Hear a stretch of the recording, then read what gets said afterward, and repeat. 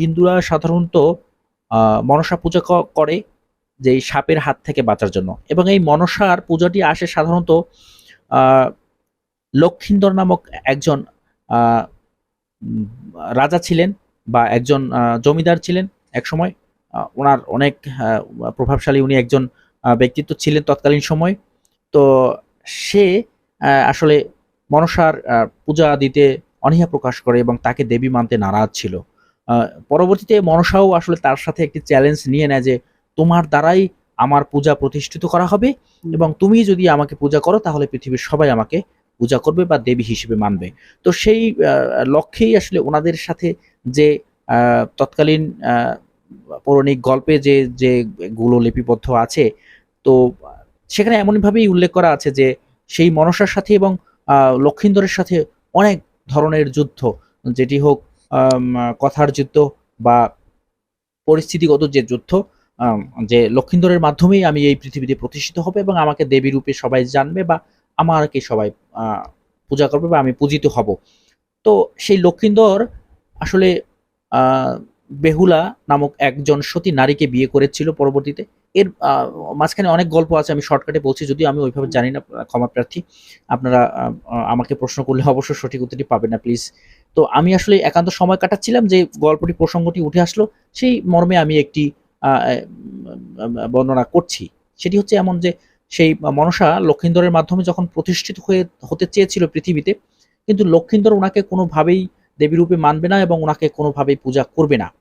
কিন্তু মনসার এখানে চ্যালেঞ্জ।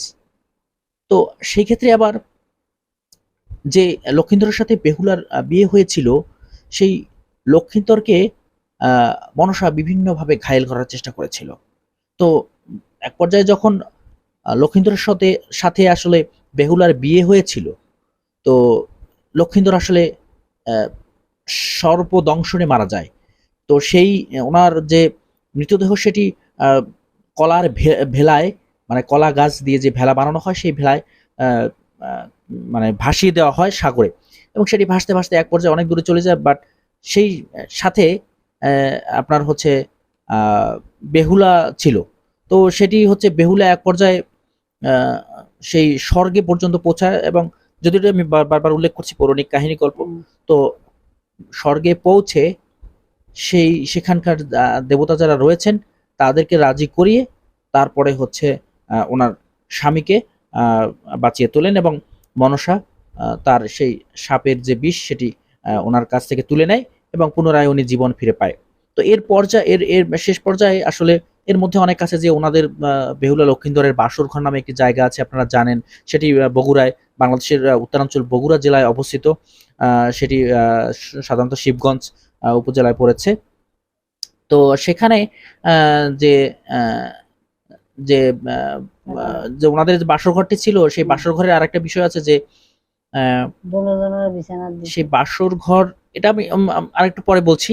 যে তো তারপরে হচ্ছে লক্ষিন্দরকে যখন উনি জীবিত করে নিয়ে আসে, এরপরে সে মনসাকে পূজা করে এবং মনসা দেবী রূপে আসলে প্রতিষ্ঠিত হয় পৃথিবীতে। এর পরবর্তীতে যারা আছেন তারা এভাবেই আসলে আহ, আহ, পর্যায়ক্রমে সবাই প্রতি বছর একটি নির্ধারিত সময়ে মনসার পূজা করে থাকেন। তো এই আর কি, মূলত সারমর্ম এটি আর কি। তো বেহুলা লক্ষিন্দারের যে বাসর ঘরের কথাটি আসে, যে প্রসঙ্গটি আসে বারবার, সেটি হচ্ছে বেহুলা লক্ষিন্দারের বাসর ঘর সাধারণত বগুড়া জেলায় অবস্থিত, এবং এটি আহ, সাধারণত যে মনসার সাথে লক্ষিন্দরের যে চ্যালেঞ্জ ছিল, তো সেখানে বেহুলার সাথে লক্ষিন্দরের বিয়ে হওয়ার পরে আহ, লক্ষিন্দরকে সর্পদংশনে মারা হবে এমনই একটি চ্যালেঞ্জ মনসা দেবী নেয়। এবং লক্ষিন্দরও আসলে সেই চ্যালেঞ্জটি গ্রহণ করে যে এরকম যদি হয় তাহলে আমি তোমাকে, তুমি যদি পারো তাহলে আমি তোমাকে দেবী রূপে মানবো এবং ইয়ে করবো। তো এক পর্যায়ে লক্ষিন্দর ওনার সেই বাসর ঘর নির্মাণের জন্য স্বয়ং বিশ্বকর্মাকে আমন্ত্রণ জানিয়েছিল, এবং বিশ্বকর্মা নিজে থেকে ওই সেই যে ইয়াতে ছিল, বাসর ঘরটি ছিল, সেটি নির্মাণ করেছিল।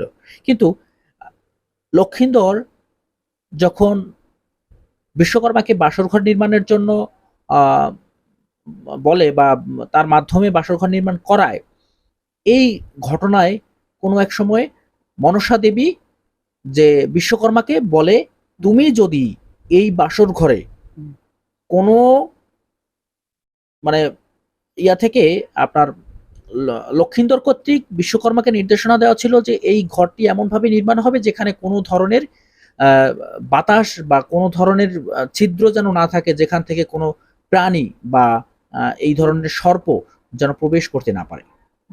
এটি ছিল লক্ষিন্দর কর্তৃক নির্দেশনা বিশ্বকর্মার প্রতি।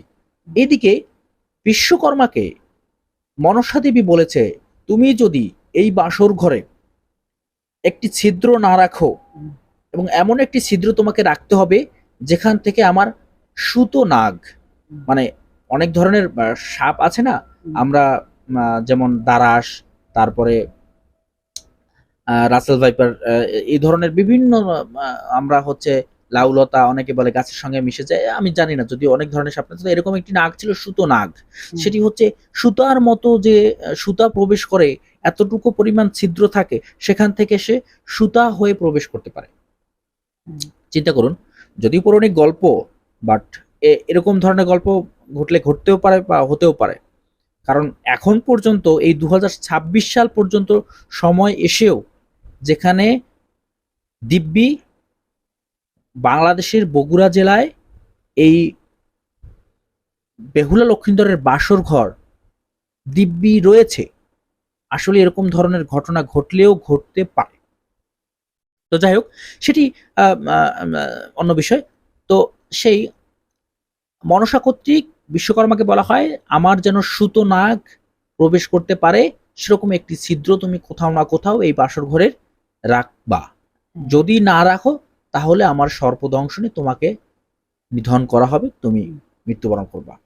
তো বিশ্বকর্মা তার প্রাণ ও ভয়ে এবং মনসার কাছ থেকে এই ধরনের থ্রেট পেয়ে সে একটি এমন ছিদ্র রেখেছে, যেটা যে নির্মাণ করেছে সে এবং যে মনসা, এই দুজন ছাড়া আর কেউ জানে না।